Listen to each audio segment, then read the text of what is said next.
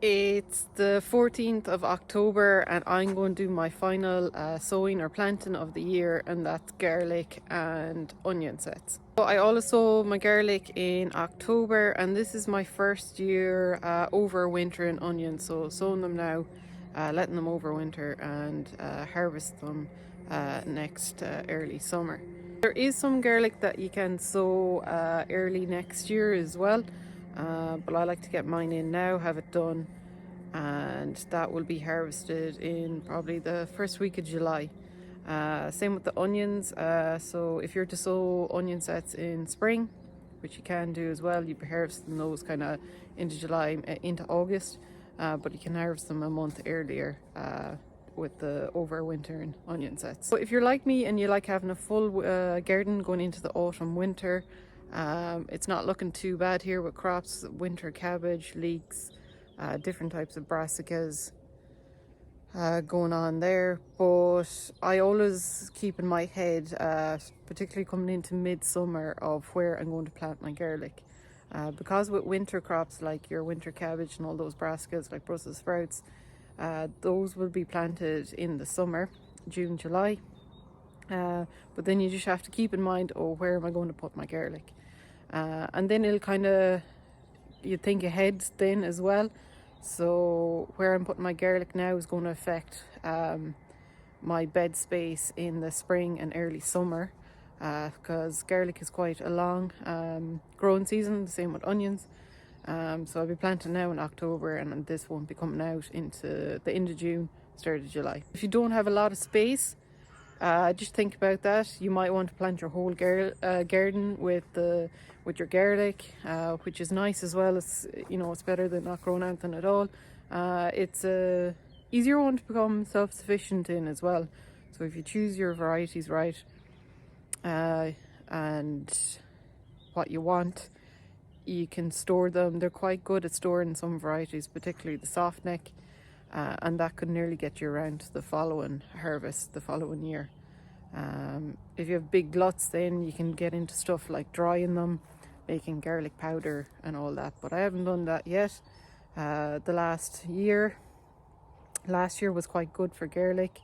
Now towards the end I started getting ones going soft and rotten, but I just had enough, the ones that kept, to follow me through to the following year. So this year the same.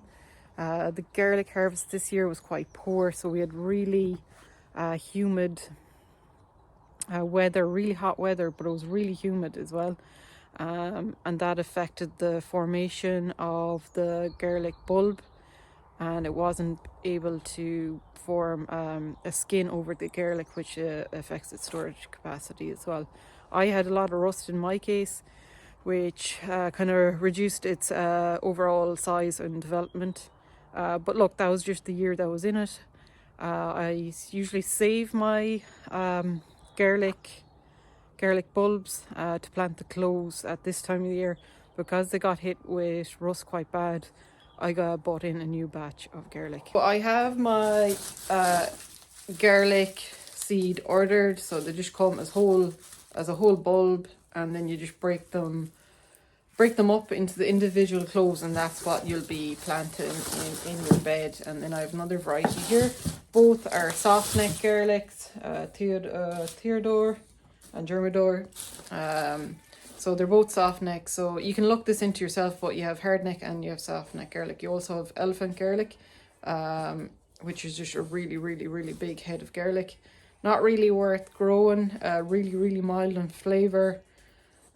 It's just something different. It's quite big, but I just stick to soft neck and hard neck garlic. Onion sets then, there's particular ones for overwintering. I got Radier, which seems to be a fairly typical onion variety for overwintering, and then this yellow onion as well, which I'm not going to even try and pronounce. So if you haven't got your garlic ordered already, or your winter onion sets, you can still order them. They will have some, but the selection might be not that great. It might be very limited. So I do recommend, for next year, think about it in July, August even, and you can pre-order them. And they're depending on the company you go for, have a look around. Others will have better selection than others, but pre-order it and then you're guaranteed you'll get the variety you want.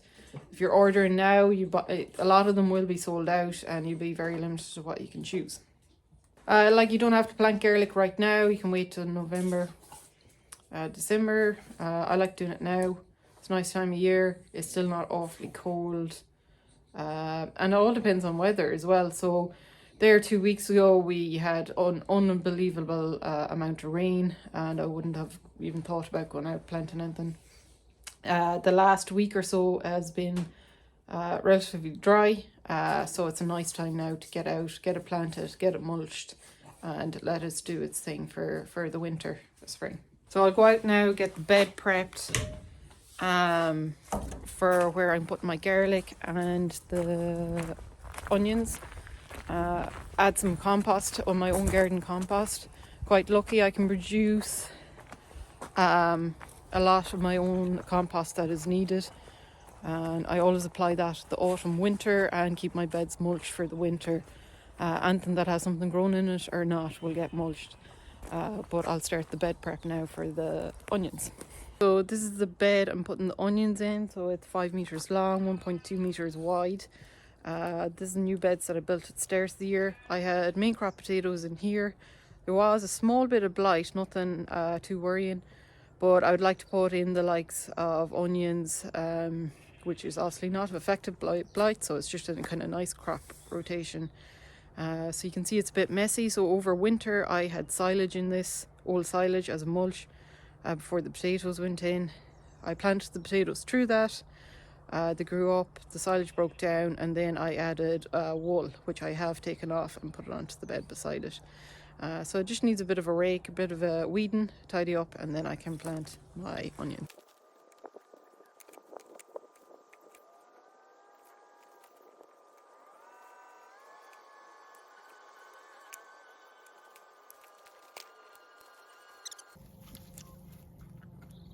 Hey, go away. No. Hold. Go away now, Molly.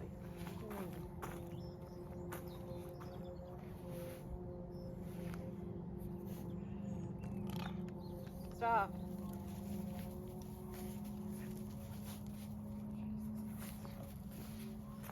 No. Alright, you're going inside.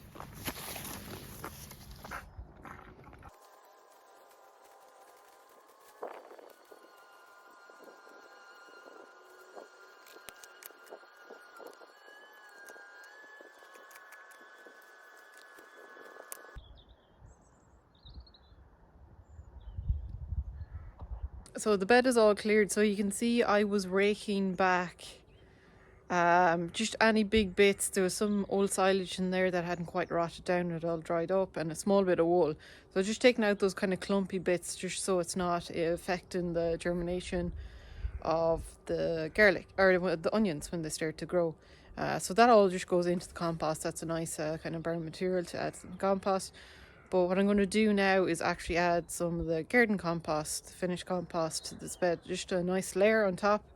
It just helps with the development of the garlic when it needs the nutrients. Also a thing to watch out for no-dig beds is just the bed width. After its season, the paths can get a bit wonky on the bed sides. So every year, just to make sure I'm always keeping that bed width the same, that I'm not losing too much, is just give it a quick measure with a tape when I'm adding my compost, so I know that I'm not going over or losing bed space as well. So it's a nice way just to make sure keep on your bed alignment every year.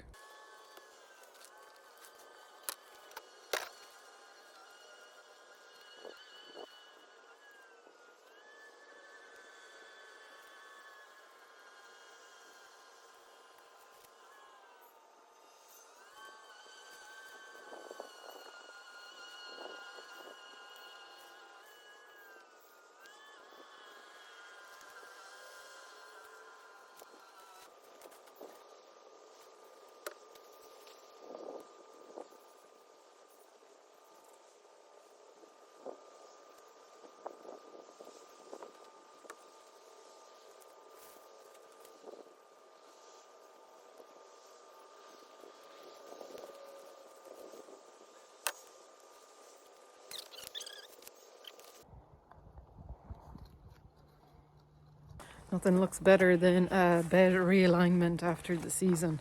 Gets things nice and tidy again.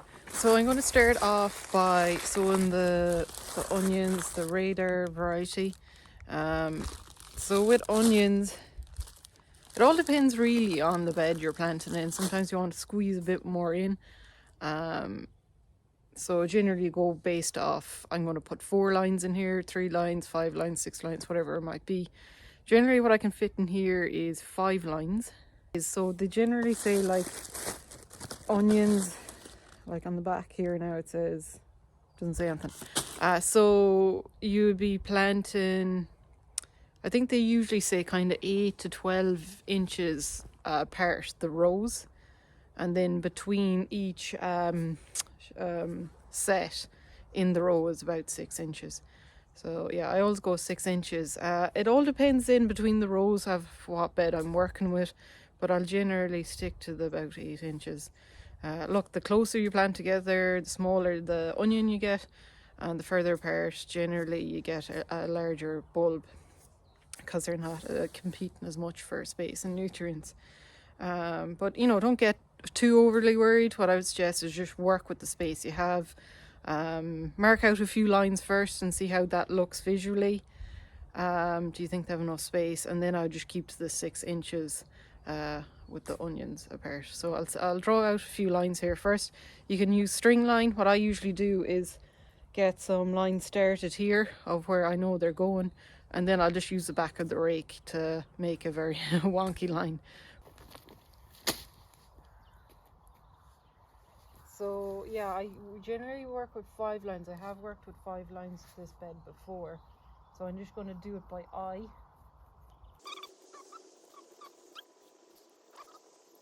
Yeah, so I know 8 inches is a full stretch of my hand.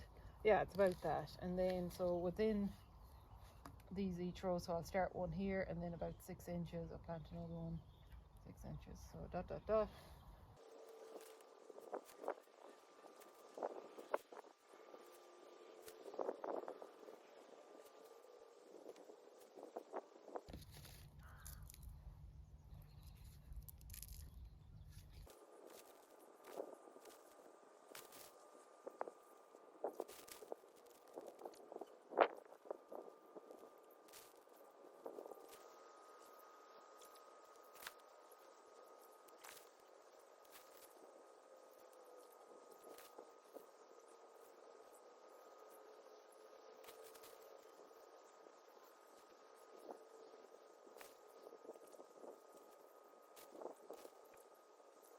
Just a few tips. When you're going through your sets, sometimes you get ones that are really soft. So don't plant those. They're just starting to rot and they most likely won't make it and they'll just rot in the ground. Or any ones with like blue mold starting to come on them. That one, I got a few there with blue mold on them. If you can avoid just putting those in because they might rot as well. They might take off, you never know. But because I have extra ones, I just won't plant those. Also, if you're finding it hard to get the sets in, what you can do is I have a stick. Just get a decent sized stick and you can pull a little hole and drop your set in. But because the compost is so nice and fine and soft, them sets just slide right down.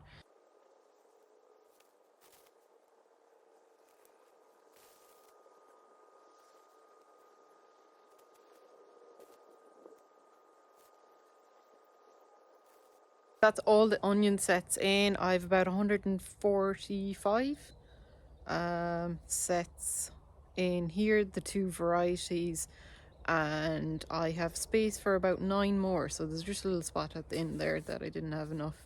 So now that I have the onion sets planted, it's on to the garlic. The garlic, same idea, bed composted.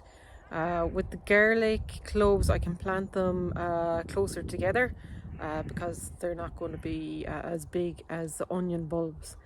So I usually go 6 inches, 6 inches. So 6 inches between rows and 6 inches between the bulbs. So I'm planting in this bed here. So I have parsnips, up here at the very top. and then the rest of the bed will be garlic. So a bit of barge there, I'm going to take that out. So these beds are narrow again than the ones I have here. They're about 85, maybe just a bit less, 85 centimeters wide. I'll squeeze 4 rows into this bed and just see how far I get. If I need more space, which I probably will, I have a bit of space up here beside the leeks, where I had some, I think, cauliflower at the start of the year. So that's available to me as well. But for now, weed, compost and plant.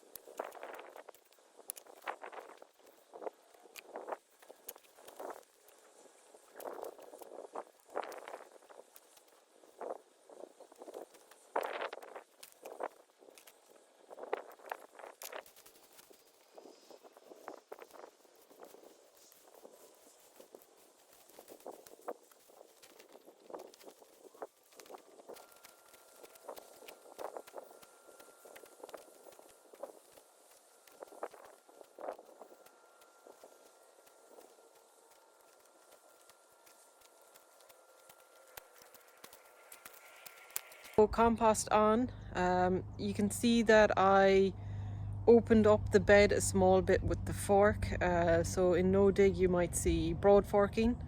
You can kind of do the same job really with a garden fork, and it's just pushing the fork into soil and levering it up a small bit, and that just adds a bit of air into the soil, breaks up any bit of compaction that might be there. So that bed was a bit tight, so there was no harm doing that. You'd usually do that, yeah, autumn, winter time. You can do it in the spring as well if you want. But it's nice to do it just before you add that compost layer on. And it just gives a bit more oxygen to those microbes in the soil. Garlic, they'll come as just a normal clove of garlic. So then all you need to do then is just break them down into the single cloves. You don't need to peel them or anything like that. Just the whole clove will go into the ground. So this is a soft neck. So the soft neck, you can see the bulb is, or the clove is quite big. So with a hard neck, that one might be half the size. You're just getting smaller cloves. So as a garlic to use in cooking, it's quite nice. You're just dealing with a bigger clove for cooking. Some say they can be a bit milder in taste. It just depends on the variety. So if you do your research, you can get a garlic that will suit you. So yeah, just breaking these down. Any real small ones, like that's tiny, that was in the middle of the bulb. So they do get a bit smaller as you go to the middle on soft neck, but I would just discard that. I wouldn't bother planting that clove.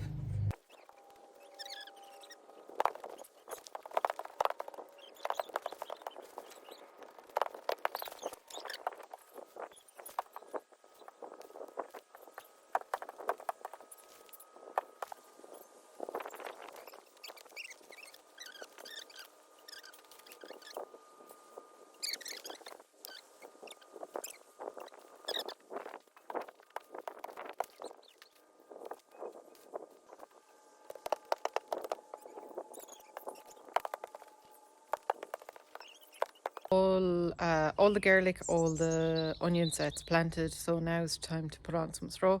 So I just have a ton bag here. I went back to the shed to get some straw from the farm. Why do I put straw on top? Straw, I find, is the nicest material to put on them going into the winter, because once you put it on and it gets a couple of showers, it seems to like knit together and it will not move. So even if a storm passes through, it won't move.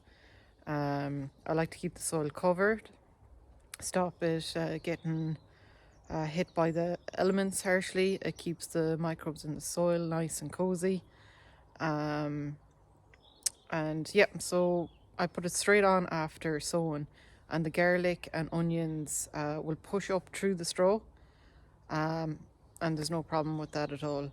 So coming into the spring, when there's a bit more warmth and stuff starts to grow, weeds start to germinate, you have little or no maintenance with it, which is really, really nice. Um, and it's definitely the best method I've used in the garden for it. Because it's hard with onions and garlic. Once the weeds start to grow, you're trying to weed in around the plants, and can be hard to hoe around sometimes, depending what stage they're at. But this just eliminates all that issue, and especially if you're time constrained as well. It's a really good thing to do.